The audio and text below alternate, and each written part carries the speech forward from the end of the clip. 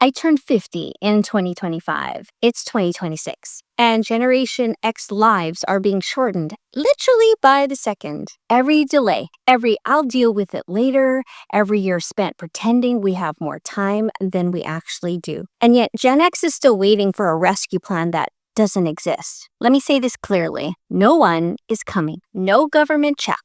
No miracle market run. No last minute inheritance. No financial fairy godmother. If you haven't saved enough, if you haven't paid down your debt, if you're still meaning to get to it, that rescue plan doesn't exist. Most of us said we wanted to retire at 65. For me, that's 15 years away. 15. So let me ask you something uncomfortable. How fast do you really think money grows in 15 years when you haven't been intentional for the last 15? Like, think about your mortgage. You've probably been paying it for 15 years, maybe 20 years. Is it paid off? No. So why do we believe retirement will magically be different? 2026 needs to be the year Gen X stops pretending we have time. This is the year we get aggressive, not reckless, aggressive with intention. For me, that starts with debt. Debt is the enemy that quietly wins the war on retirement.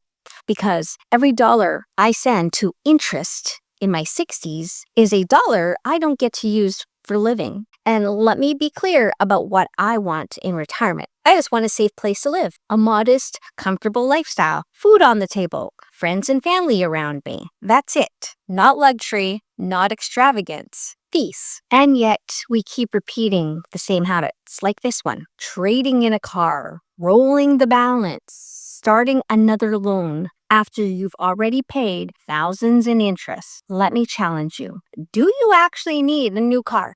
Or does your current one need repair? Do the math. Even if you have to pull from savings to fix it, is that really worse than extending a loan that you've already paid and overpaid on? This is where grown-up financial decisions live. Another hard truth, we weren't taught this, okay? Most Gen Xers are walking around financially undereducated and weirdly optimistic. When things get better, I'll deal with it later. It'll work out. I sit with clients every week, and when I explain how Canada Pension Plan and Old Age Security actually work in Canada, money they paid into their entire working lives, they're shocked. I was shocked because that income alone, it barely covers survival today. So if your entire retirement plan is CPP and OAS, that's not a plan. That's a gamble. And the odds are not in your favor. Ignoring this is no different than ignoring a medical diagnosis. Like if a doctor told you, if you don't change this, this will shorten your life, you wouldn't shrug and say, I'll get to it eventually. But financially, that's exactly what we're doing. And here's the part no one wants to talk about. If you don't change this now, your children will inherit